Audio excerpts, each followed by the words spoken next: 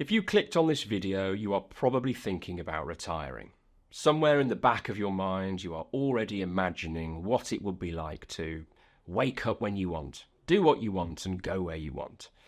And if that's the case, you probably don't want to be working until you're 84. So in this video, I am going to cover the 4 questions you need to answer to work out when you can retire. And at the end, I'll run through some retirement scenarios so you can see which one suits you best. And if you have a pen and paper on hand, I'd suggest you actually try and answer these questions as we go along, or at least write them down to look up later, because these 4 questions are like the legs on this table. If one is missing, then the whole table falls apart and you'll have lasagna in your lap. Just to be clear, I have children. I don't collect doll's house furniture. Promise. So let's get started with question 1. What does retirement mean to you? This is where a lot of people trip up. According to retirement living standards, the minimum you need is £14,000 a year for singletons and £22,400 a year together as a couple. To have a comfortable retirement, you'd need £43,100 a year if you're on your own, or 59 grand as a couple. And if you're somewhere in between and want a moderate retirement, it's between £31,300 a year and £43,100 a year, depending on your romantic situation.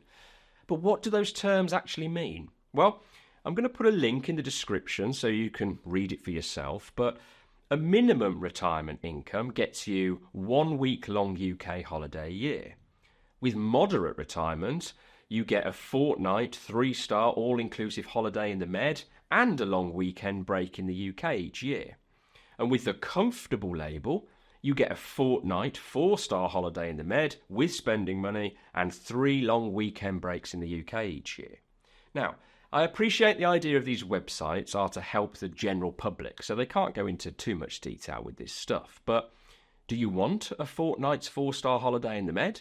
Maybe you couldn't care less about holidays, or maybe you want to spend your retirement on a never-ending trip around Thailand. The point I'm trying to make here is that neither this website nor me should be telling you what your ideal retirement looks like. That is something you need to define and visualize yourself. Because the better you understand what that ideal retirement looks like, the better you can answer all of the other questions and get your retirement journey started. So take some time to think about what your ideal retirement looks like. And when you're ready, let's move on to question 2. What do you currently spend? Every single client that I have spends their money differently. However, their spending falls into one of 3 categories. 1, basic living costs, the boring stuff, heating and eating. 2, discretionary spending, going out, meals out, entertainment. And 3, holidays. So what we need to do is analyse how much you spend now. Your bank might have a clever tool that will show you how you spend your money over the last year. Monzo recently sent me mine, and well, let's just say I should probably have shares in the local Chinese takeaway by now. But otherwise, it's a case of going through your bank statements and categorising your spend so you can see exactly where your money goes. You could just make a budget and put numbers on a spreadsheet with your best guess on what you spend, but it's much more eye-opening, and I can promise you will show you different figures if you go through your statements to see where your money really went. One tip here: don't forget those annual costs that you might miss if you just go back over the last few months. Maybe that annual car insurance payment or Christmas presents. Once you have this figured out, you need to ask yourself question 3. What are you likely to spend in retirement? In other words, how might your spending change? For example, you may no longer travel into an office 5 days a week, so you don't need to spend 35 grand a month on trains into London. However, in other ways, your travel budget might increase as your holiday budget doubles. You need to go through your current spending and put a column alongside it where you put your best guess on what those figures might be in retirement. Currently spend £5,000 a year on holidays but want to travel twice as much? Stick £10,000 a year in the holiday retirement column. Now what I want you to do is think about your retirement years in seasons. The go-go years where you are fit and healthy and should be hell-bent on ticking off that bucket list. The go slow years, where, as the name suggests, you might need to take it a bit easier and avoid that booze cruise around Thailand. And finally, the no-go years. Fairly self-explanatory, I hope.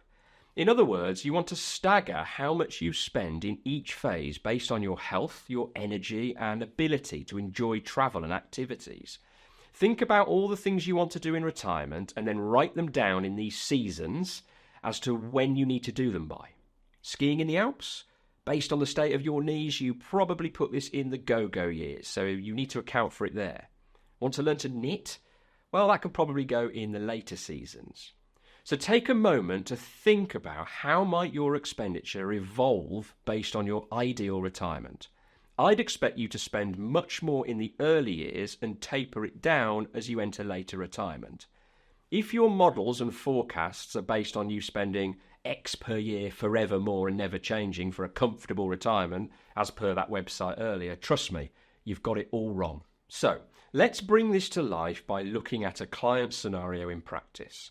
As per the title of this video, this client is 45, has 500,000 invested in their retirement portfolio, and has asked me when can they retire. They are currently employed, earning £85,000 a year and contributing £7,000 a year into their pension all in, and £7,000 a year into their ISA also.